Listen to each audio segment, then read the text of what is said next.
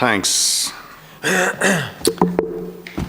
Minister, I've never thought fees for higher education made any sense. Why on earth would you ration access to higher education or college or university? But when we are looking at absolutely chronic skills and labour shortages in just about every sector of our society at the moment, isn't it time to remove all obstacles to people getting trained and skilled and educated in key areas where we need people to work in our society?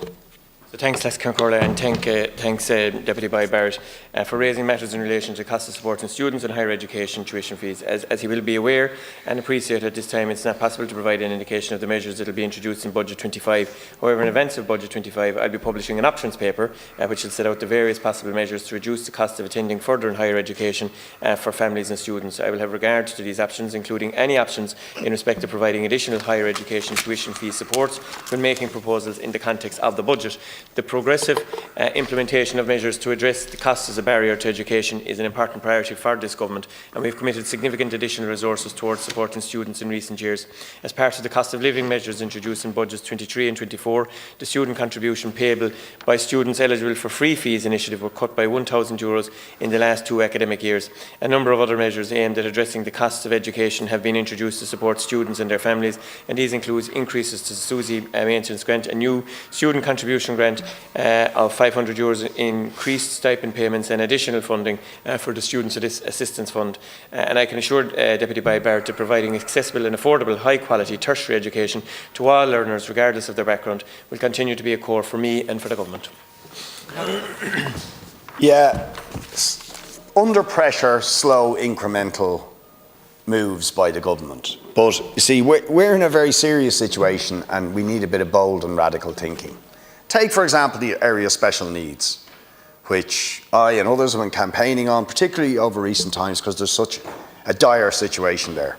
There's a lack of teachers, there's a lack of special education teachers, there's a lack of psychologists, there's a lack of almost all of the allied health professionals, and as a result, children, vulnerable children, don't have special education resources, teaching, classes, they're on waiting lists for assessments, they're on waiting lists for services. Why? Because we haven't got the trained professionals in them.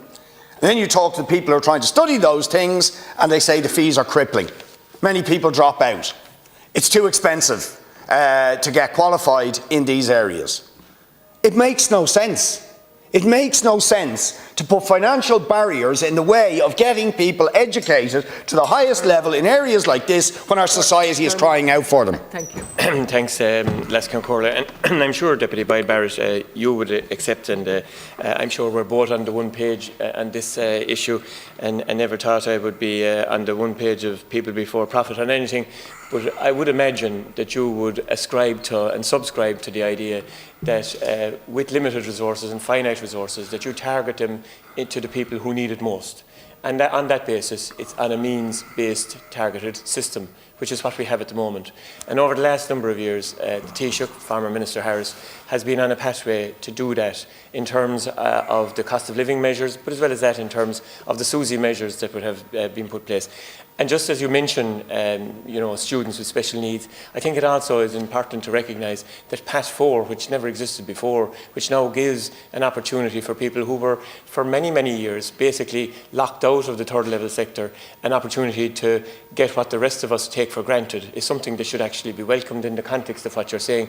But all of that comes in the context of the monetary availability that's available to me in the department and the choices that are there. And I certainly, over the next number of weeks and months, will be listening to people like yourself in relation to that.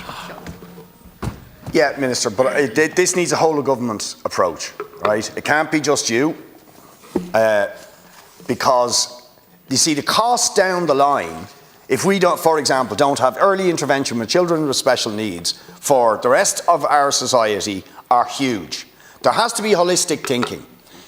If we get the people trained in those areas like the allied health professions, nursing, doctors, teachers and so on, we will save society a lot of money down the line, and of course we will be helping our young people get qualified, we'll be helping our society and our economy.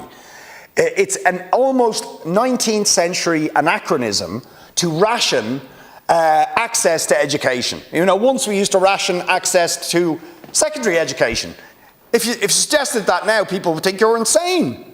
Right? We have to think we're in a new world now. We need these skills, we need these professions, and therefore we have to remove the financial barriers to people. And there could be many other sectors I could have talked about. Going back to Deputy Boyd Barrett's comment there with regard to this is 19th century.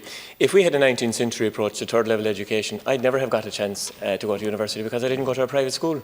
That's the reality. This country has been transformed through investment in education in primary, secondary and tertiary, and has allowed people with the background that I come from to go to university that we would never in a million years have been able to do. And just in relation to the fees, you know, the free fees initiative, the cost of the exchequer under this is 357.9 million, and in 2022-2023, 141,000 students benefited from it, and 156 million euros was paid towards student contributions under the student grant. So these are not insignificant amounts of money. And yes, I agree with everybody, in a growing population we always need more.